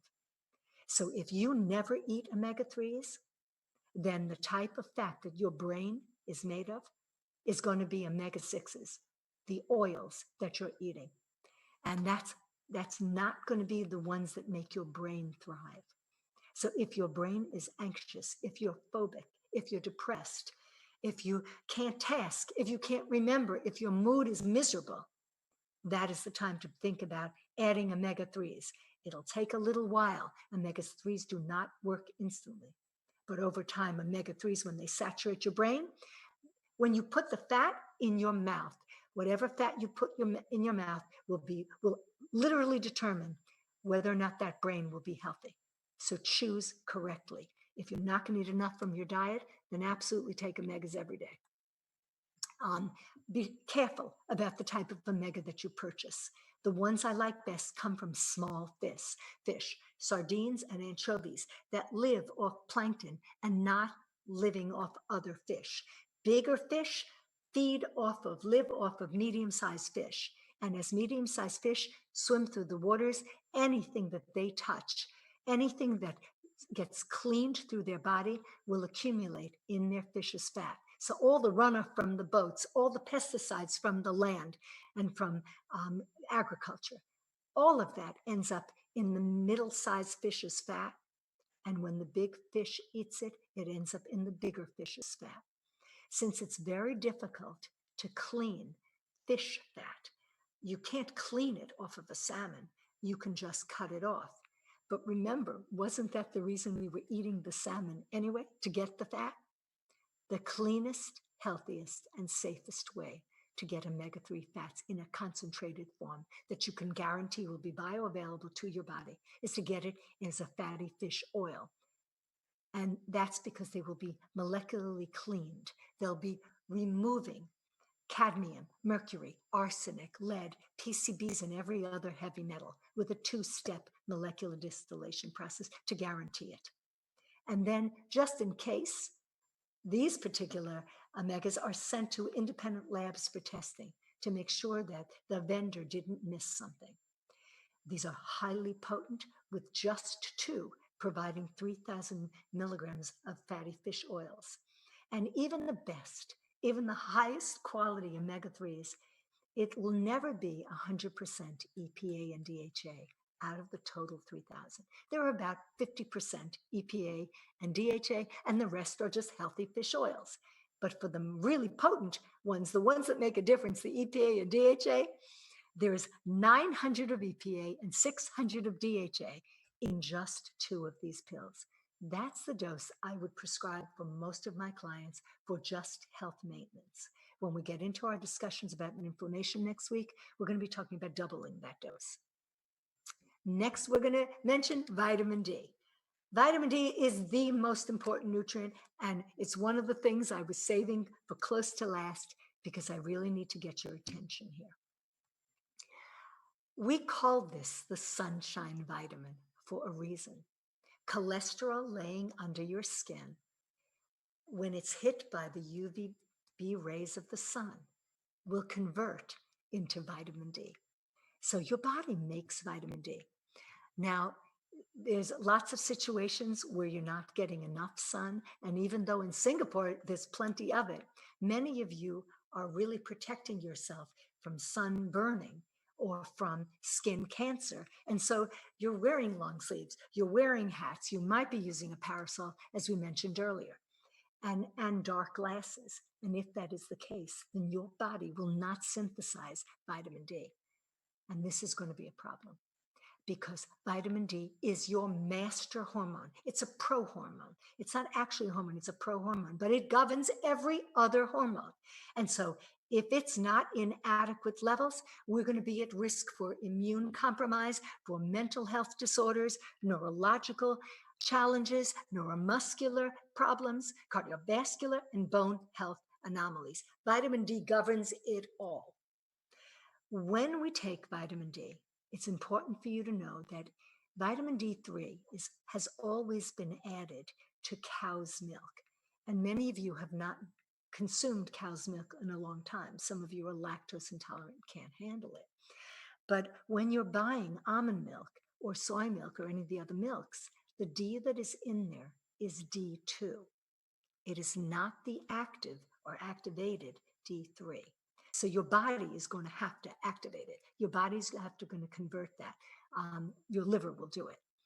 When you're taking it in a supplement form, particularly the one that is brokered through Market Singapore, it's already pre-activated. It is the vitamin D3 at 600 international units. And I would urge you, instead of taking it isotonically, I would have you take it with a fatty meal whenever possible. And that's because this formula contains a secret weapon. That secret weapon is called vitamin K2. We touched on this yesterday just for a moment. I apologize if I said last night at any point, because my days and nights, it's nighttime out here for me. But vitamin K2 is not the same as K1. You know K1 because K1 is involved in the clotting functions. It comes from green leafy vegetables. And when you have a cut, what allows you to form a scab is K1. It encourages clotting. K2 has nothing to do with clotting functions. It's not really stored by your body. So you have to consume it from animal foods, and you can make a small amount of it. Our ancestors did when they had full complements of probiotic, healthy bacteria living in their intestines because they never took antibiotics, and they foraged for green leafy things. When green leafy vegetables enter the gut, probiotics can actually convert the vitamin K1 to vitamin K2. But in the presence of antibiotics in our world and in our diet, from meat and other animals, beef from cattle or from poultry or any other animals that have been treated with antibiotics, those antibiotics are in the food. And then when we eat them, they kill off our gut flora. So we're not capable of making that conversion very easily.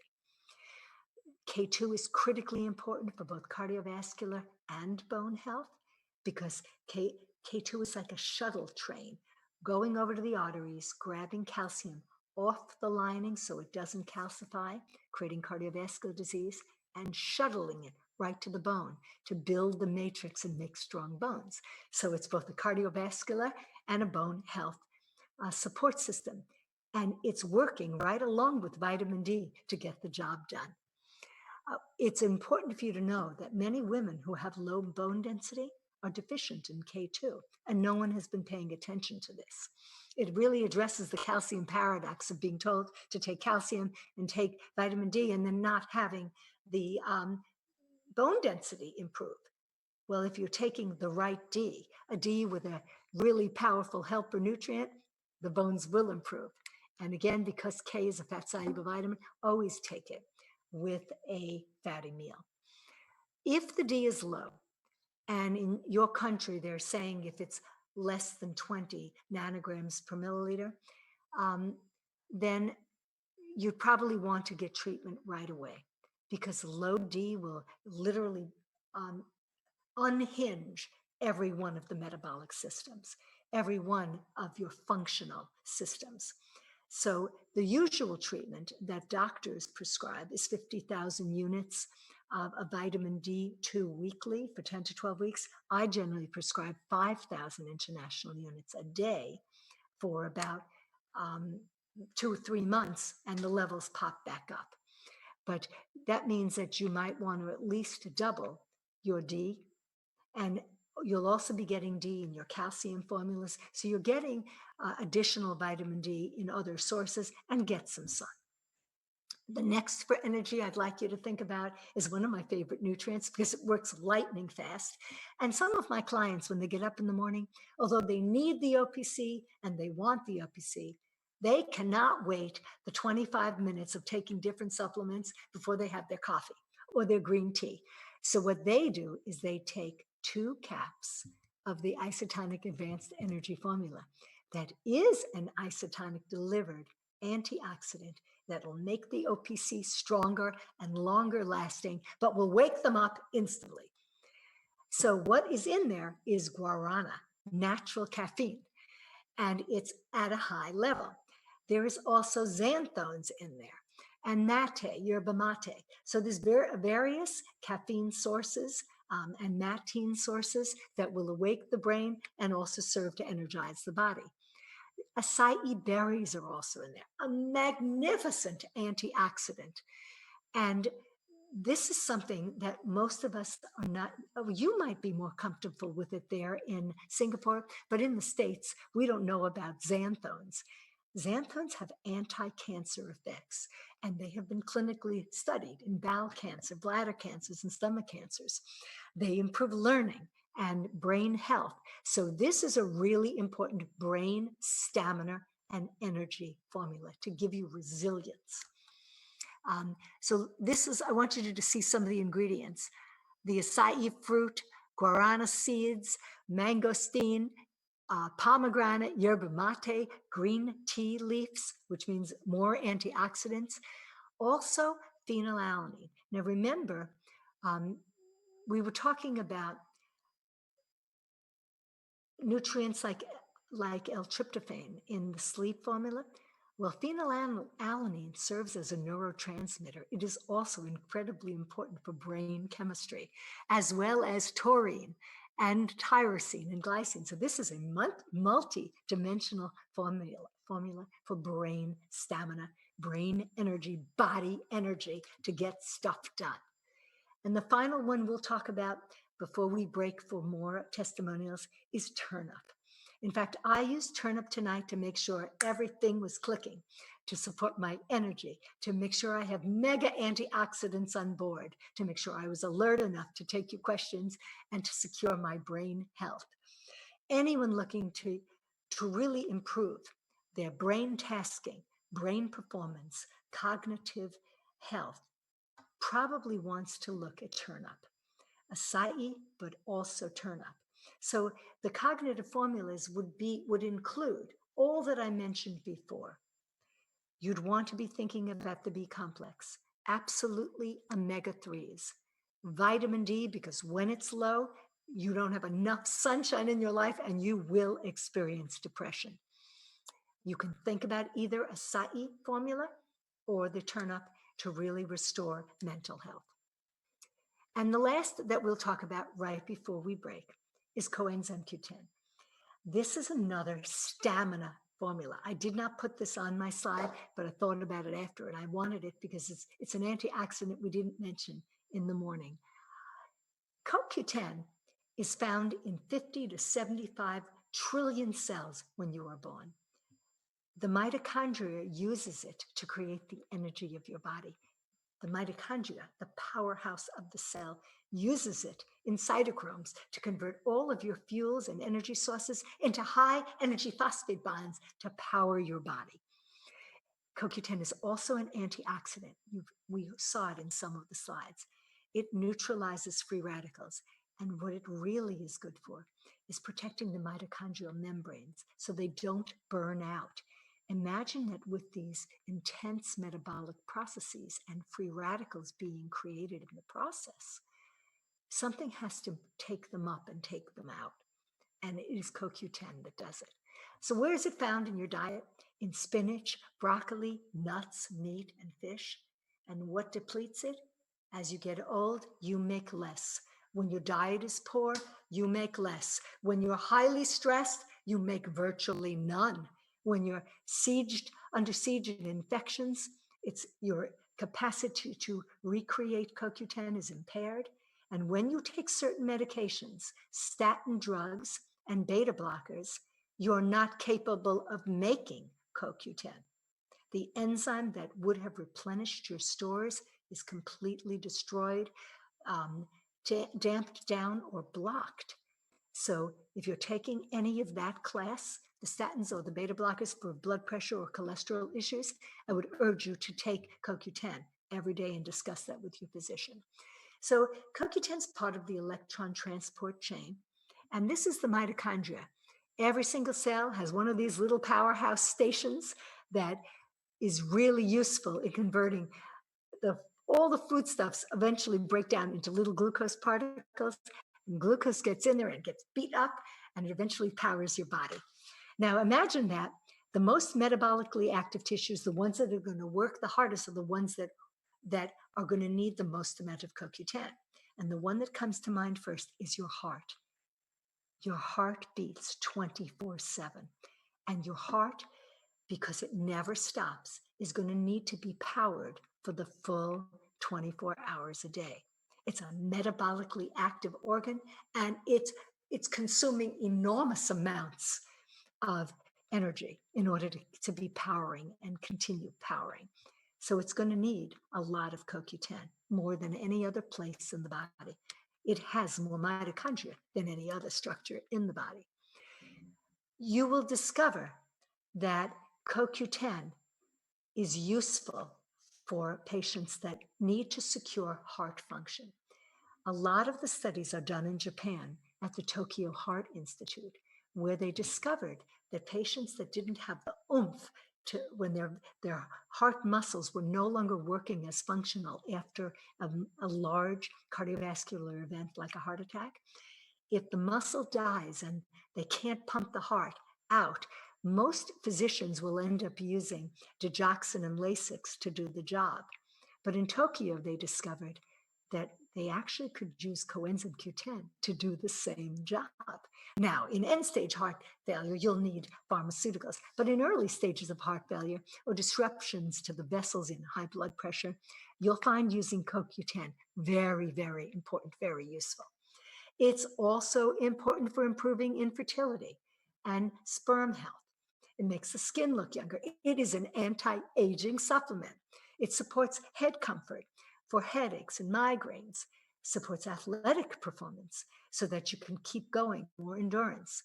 It regulates glucose metabolism and improves insulin sensitivity. So it's really useful for cardiovascular disease as that relates to diabetics. And there are numerous trials using CoQ10 with chemotherapeutic agents to actually both require less agents on board and by itself to prevent certain cancers. Useful too for the maintenance of the lungs. Where I use it clinically is for congestive failure in early stages and as part of my armamentarium in treating high blood pressure. We mentioned cancer. There are also a wide variety of mitochondrial diseases where you're going to want to think about using CoQ10. Chronic fatigue syndrome for sure, but there's a whole slew of newly diagnosed mitochondrial diseases that are coming to the forefront, and they consume a great deal of CoQ10 in order to get toward a steady state. Periodontal disease, you would use it in toothpaste as well as internally. And for Parkinson's disease, it is unparalleled. Muscular dystrophies too. The dose is generally, for cardiovascular health, anywhere from, for everyday health, anywhere from 30 to 60 milligrams per day. And therapeutically, if you're taking a statin or if you want to impact some of these clinically relevant areas, go as much as 100. But know that in the early days of Parkinson's disease studies, they were giving patients as much as 1,200 milligrams of CoQ10 every day. So it's not something that's dangerous. It is something that is very useful, very safe.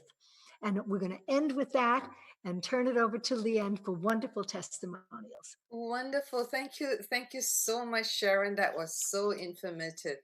Um, wow. How did you maintain all your energy? Now we know you pepped yourself I up. cheated with Right. Turner. Wonderful, wonderful. Okay, let's get on to that testimonial so that we can spend some time on hold on, play from current slide. Great, here we are. Everybody's here now.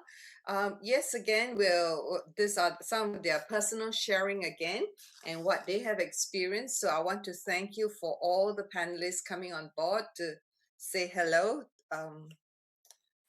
Something's just a sec. Are you screen sharing? Yeah, right now.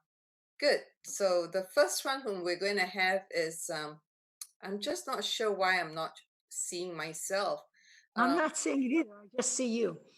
Not seeing everybody, right? Just a sec, huh? What's happening? The video is on. Oh, I know why. Your screen sharing. Good. Great. Sorry. I'm still screen sharing. Okay, yeah, you do it. Yeah. So now I can go. Perfect. Yes, we're in order now. Thank you. All these technical glitches here and there, but we're learning and getting better every day. Thank you. So our first panelist for today is somebody whom I really, really respect, Emily Quang, a beautiful lady who is a leader, a field product specialist, and she has a master's in pharmacology, church worker, and yeah, I've got full of respect for her. I remember when she was very new in the business, or when she was finding out about our shop.com business way back in 2013.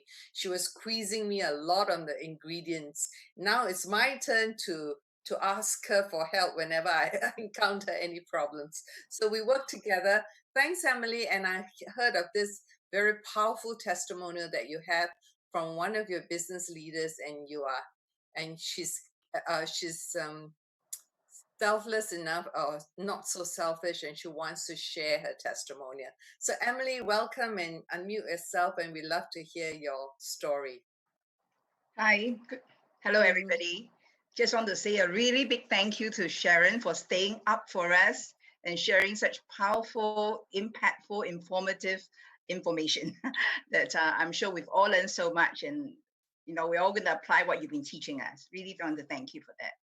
Okay, I'm here to share with you a testimony that actually doesn't belong to me, but to one of my business partners. But they want to remain anonymous because of the customer that whose condition that she's sharing with. So I'm just going to read what she wrote. Okay, she said that earlier this year, I introduced. My sister has been suffering from an autoimmune disease since young.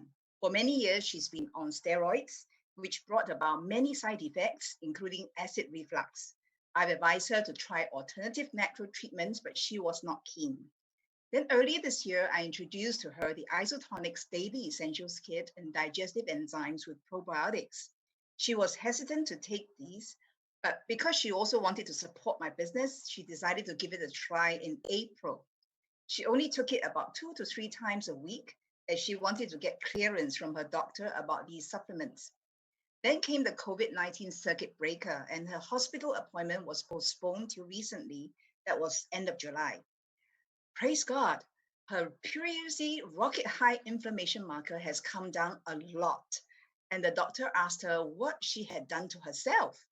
When my sister shared about taking the isotonics, this doctor asked, does it contain OPC3? The doctor has advised her to continue with the supplements and to monitor her condition again in a few months. Meanwhile, her steroids have been reduced, and my prayer is that she can be free of steroids one day. So we're also happy when we heard this testimony. And it's always been my advice to everybody that, our Daily Essentials Kit is so fantastic because they, no matter what your condition, they just enable your body to regulate and to build that nutritional foundation again for the body to do its work and its healing. Exactly. And I think that's what's happened here. Yeah. Thank you. Wonderful testimonial. Thank you. Emily has got more than that. Her entire team is just full and full of testimonials. So this is only one. One burning question I have, a lot of people say just take the daily essential kit, one OPC, one multivite, one B complex, and one calcium, and you'll be fine. And we hear that, 1 teaspoon of OPC is for 35 kilos of body weight. So don't you think we should add another teaspoon of OPC to the DEK? Yes, yes. If you're asking me, I use 75 pounds, which must be about 35 kilos, maybe. That's right. That's right. So it takes it takes 1 cap of OPC to saturate 35 kilos of body weight, body mass. That's solid tissues, fat mass, waters of the body. And that means we don't round down. If you weigh 70 kilos, then take 2 caps. Don't round down. For maintenance. Right. And this is just maintenance. That's right. And if anything else is wrong, when we're talking about all of the inflammatory diseases or migraine disorders or autoimmune dysfunction, take enough for your weight, then take 1 more cap. It can never hurt to take too much, but it can hurt to take not enough if we never get there. So can I substitute the extra OPC with ORAC, for instance? Yes, that would be even better. Okay, so instead of 2 teaspoons of OPC, I'll take 1 OPC and 1 ORAC. Yes, that's a great idea. Okay, that's one way of doing it. I would prefer to take 2 OPC and one ORAC as well. Now, this brings me, since I've got 2 experts here, reading through the questions, like, racing my brains to look at all the 200 questions we have now. The question is, can we substitute OPC with thiaminol, since penogenol is found in both of them? If for some reason they cannot take isotonic, can they substitute it with thiaminol? Okay, let's talk about that. And then I'll let you weigh in, Emily, if you wanted to. The OPC blend has 25 milligrams of pycnogenol, 25 of grapeseed extract, 25 of red grape skins, and 25 of bilberry, along with 25 of citrus bioflavonoids. So that is a hugely different amount than the 25 milligrams that are in the thiaminol. Okay. So you would have to have an extraordinary amount of the thiaminol. And in answer to the question you had asked me earlier, I don't know how many thiaminol one can take. We can ask that of product support and find out. Okay, great. And the other question is, the question is, can we take digestive enzymes on a long-term basis? Will it make our pancreas lazy and don't want to do its work? That is such a great question. No, it does not impact the pancreas. I have patients that have been taking digestive enzymes for 15 years. And they can go off them, they can go on them, but they always do better when they're eating late at night, or when they're eating a meal that is gassy, or a meal that is hard to digest, like beans, sulfur-containing vegetables. They do better with those enzymes, and they can take them always. Okay, and then the other question is, can we wean ourselves off from these supplements at some point in time? So I will ask the question, can you wean yourself off from the free radicals that attack you from day to day? So no, you can't. Therefore, you don't wean yourself off your supplements, because you're going to be impacted and have no way to mitigate them, to take them. Yeah, and from what I understand too, we are born with a finite number of enzymes, but as we get older, they get depleted and they need to be replenished. Good, I've got all the right answers. Thank you, and thanks, Emily, for that wonderful testimonial. And we'll hear from you at another time as well. Thank you. She does excellent product seminars as well. I've learned from her at the product symposium. Yes, that's right. The next one we have comes from Perth, Australia. Ian Tay, welcome to our group of panelists. Thank you for putting me in your picture. What an honor. That was during a local seminar in Perth just last year. It seems like such a long time ago. wow, the world has changed in 1 year. So here we were, and he's got a really magnificent story to tell about OPC, magnesium, and bromelain. He works for the Australian government. Wonderful, wonderful worker that they have in the Australian government. So over to you, Ian. Thanks a lot, Leanne, and thanks for giving me this opportunity to share my testimony. And thank you very much, Sharon, for spending your late evenings with us.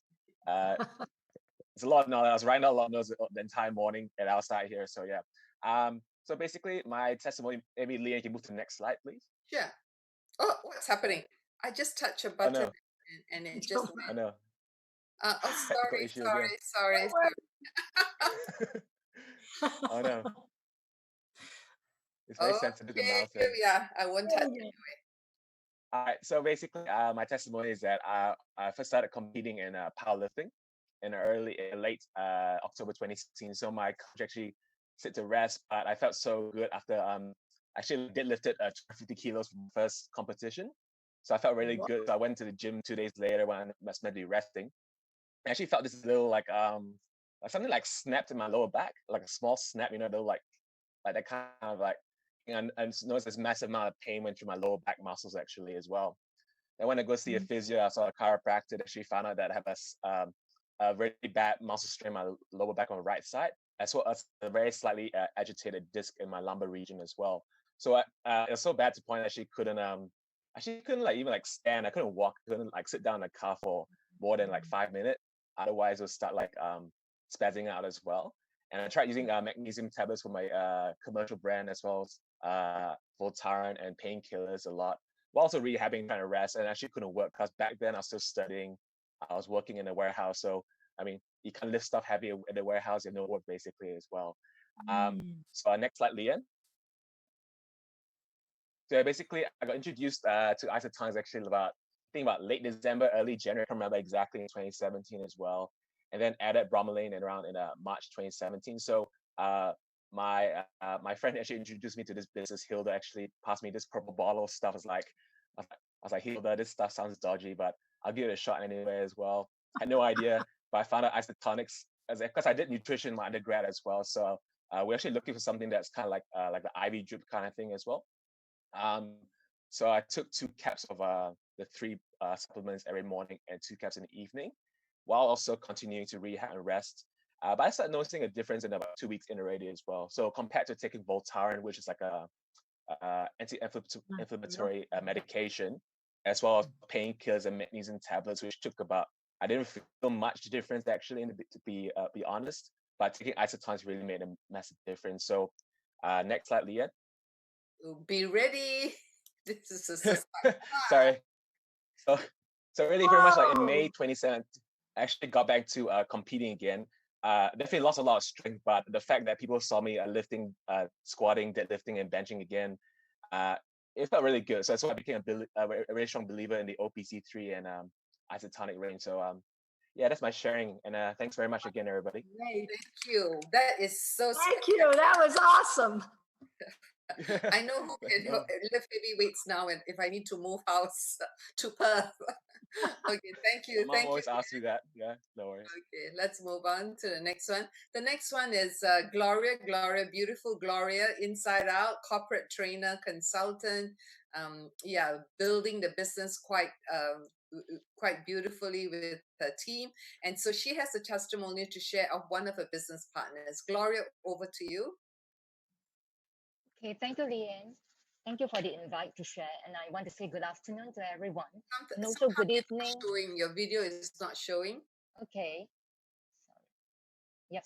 Oh, great. Yes. And then I want to say good evening to Dr. Sharon.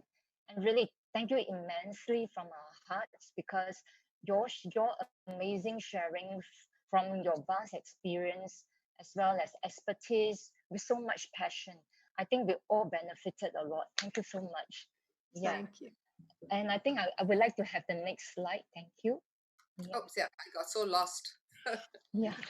I'm actually sharing from, yes, a fellow business partner who is actually a dear friend of mine. She actually suffered from migraine for the longest time, about, I think as she said, for more than 20 years.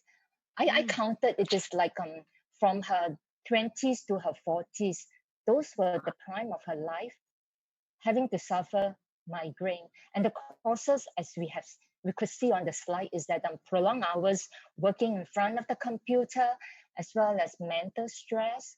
She had a very active mind, and also she's unable to relax and all that, and also sometimes under the sun and all that. So the frequency of her migraine that she shared was that it is about twice a week, and usually over the weekend when she should be relaxing.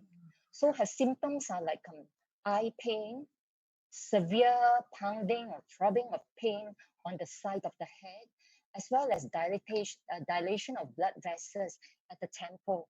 So she was given medication, painkillers that we know it, like Synflex, paracetamol, and together with omeprazole, as well as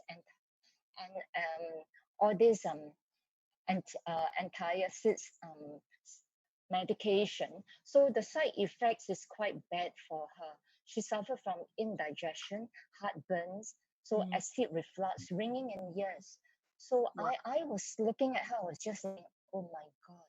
So I know also that when we, like what Ian shared earlier on with a lumbar pain, when we are given painkillers, the extreme painkillers like Lyrica and Arcosia could even actually cause future kind of degeneration of our brain cells and leading to an early onset of dementia too.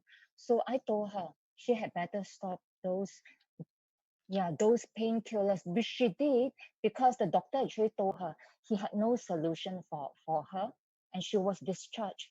So when she joined me in the conversation. So she actually tried calcium and B complex, but eventually what actually worked for her was magnesium. So it relieves the muscle tension, and she's so happy to say that she's now migraine free for more than 6 months since starting the supplement. I'm really, really so happy and so glad for her. Thank you so much. Thank you, Gloria. That Gloria, is very powerful. Can I just ask? She did it without OPCs and without omega 3s, just magnesium. She does take OPC3. Because the So I OPC, suspect it is the synergy of these two supplements that might have actually caused the very positive effect. yeah, because OPCs are critically important there. Yes, thank OPC you. magnesium. Thank you, Gloria. I guess for the lack of time, we'll just finish off with the next one. Christina Lou Maxwell and Ian Maxwell are two just very recently, I think, executive coordinators. Welcome, welcome, and let's hear your stories. Thank you, Leanne. Hello, beautiful people. We're going to be very quick. This is a guy who does not take any supplements in the past. So when we had the OPC3 and he was consuming it, like any other supplement, and suddenly one day he told me, hey, I've got lots of aches and pain. I think it's due to OPC3. Can you buy some more, order some more? So since then, I think we both are swear by it. He takes OPC3 and I'm actually taking OPC3 Beauty Blend. And in fact, my beautician is telling me, look, Christina, your skin has improved. So for ladies out there, take OPC Beauty Blend as an alternative if you like. So what's your transformation? Leanne, can you take the next slide, please? Yeah. If you go on to the next slide. What's your transformation, Ian? Okay. Well, next slide, please, Leanne. Next one. Okay. Next one is... Here is my TLS journey. Oh, wow, look at that belly. Yeah, look at that belly in March. Oh my gosh, that was an inconvenience on economy flights. You couldn't lower the table in front of you, so that was serious.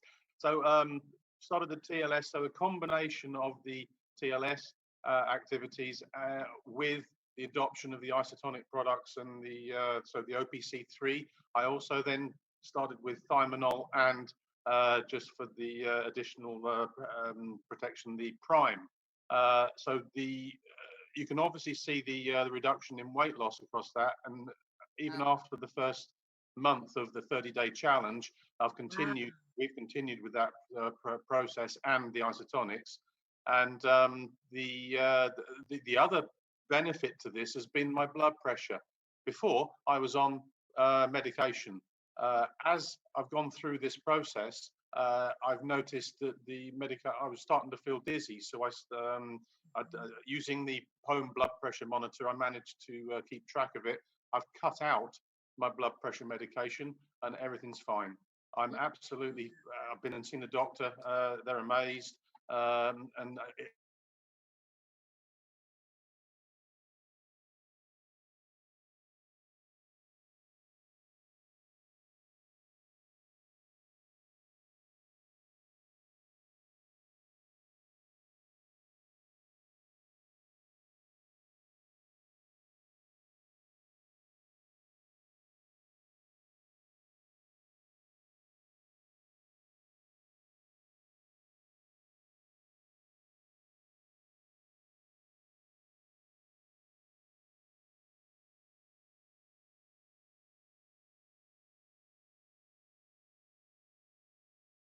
I'm sorry.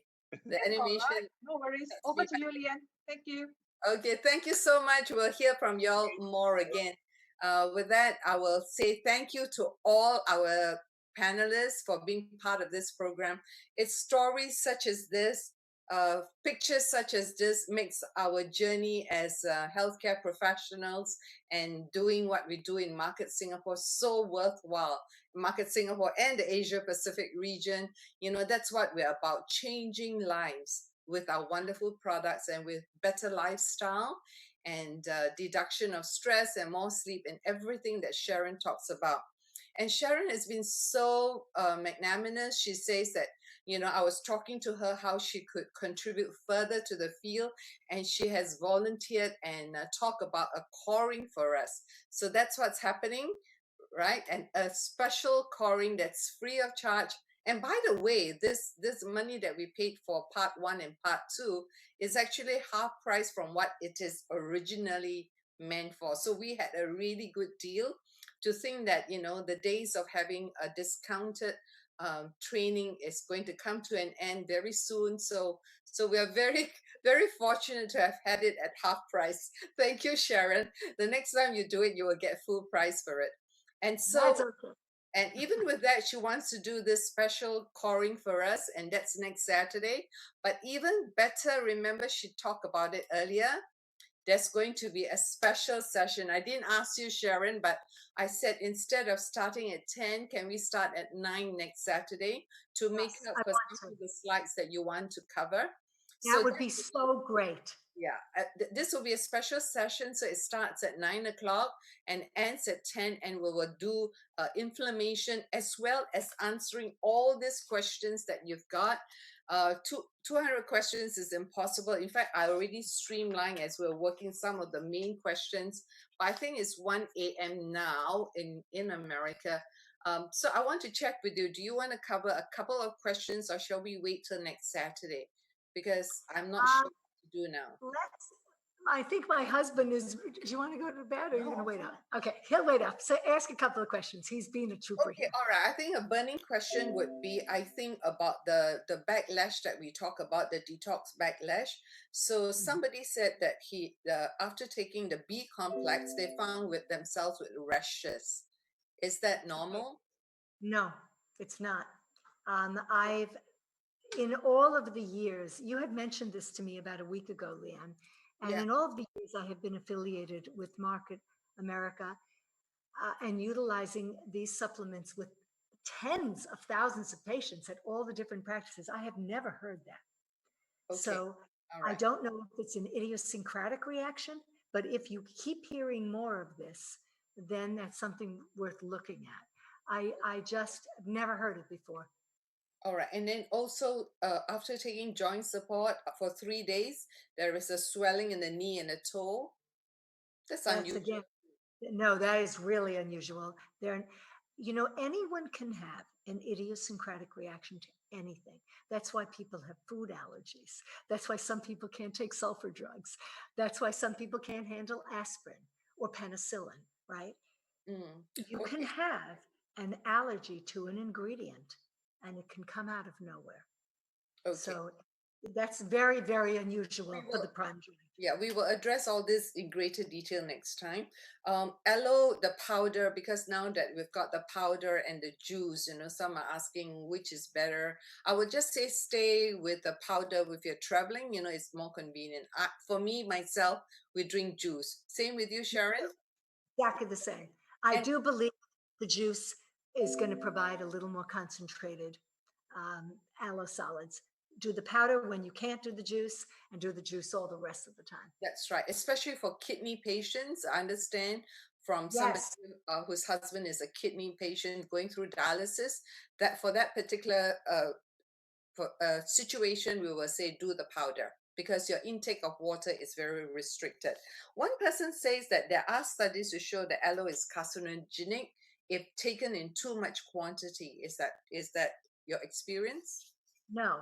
And Never as a heard matter of of it, right? fact, no, I actually know what they're talking about, but it is not pertaining to this aloe.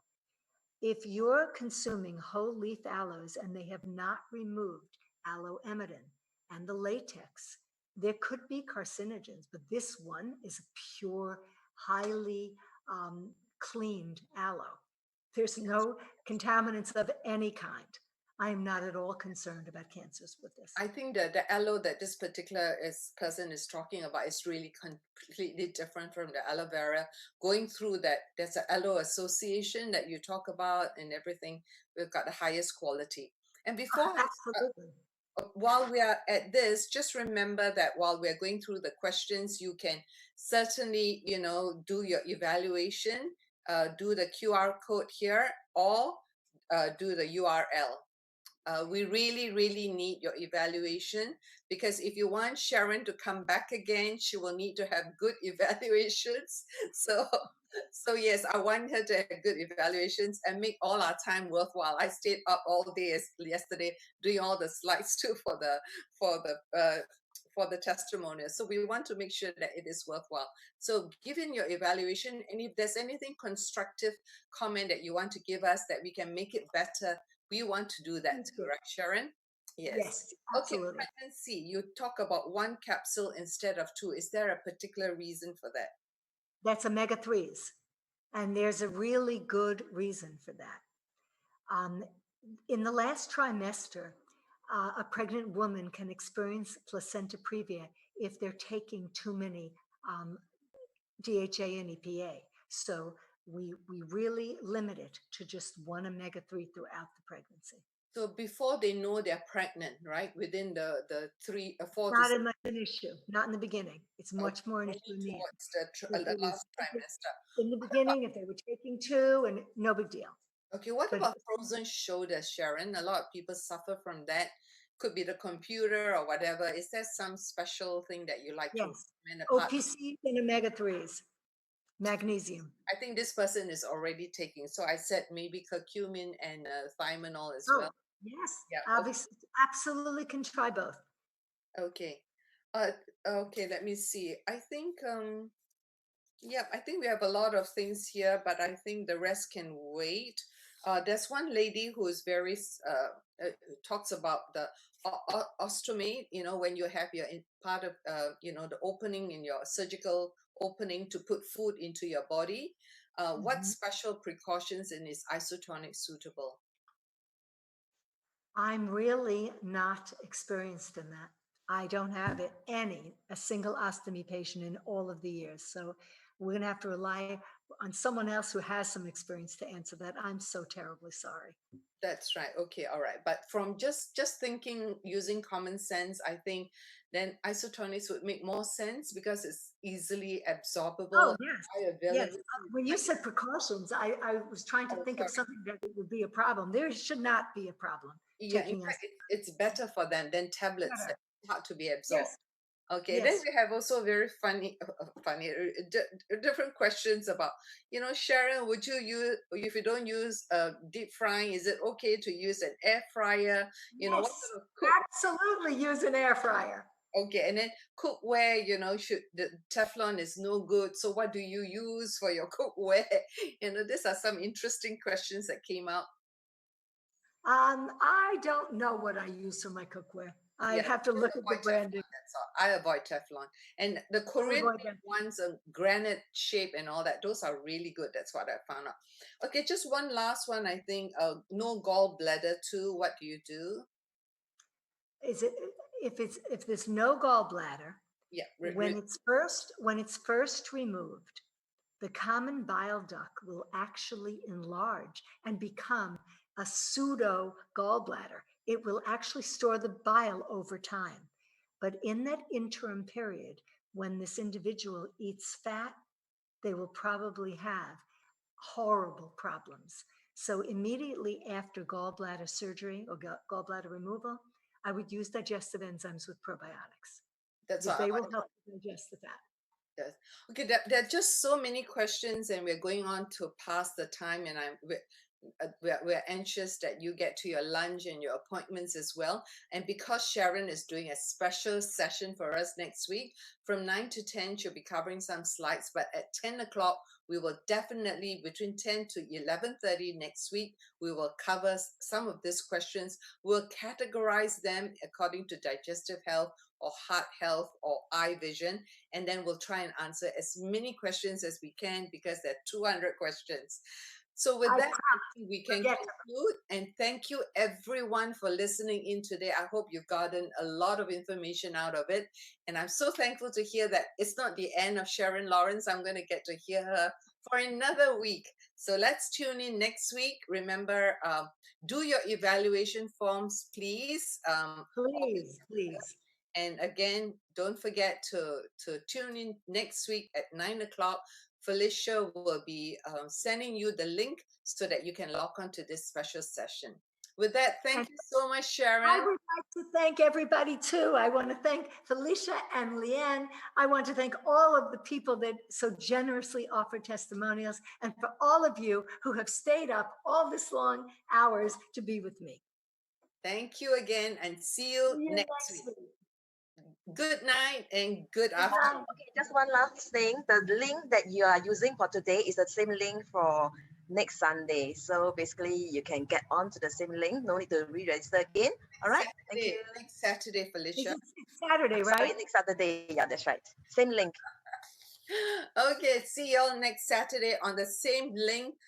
It's for those who have bought this 2-day event. It's a special bonus for you, so keep it within the audience if that's okay. Thank you so much again, and God bless, and have a good afternoon, good evening, and a good night's sleep to you, Sharon. Thank you. God bless all. Night night. Good night.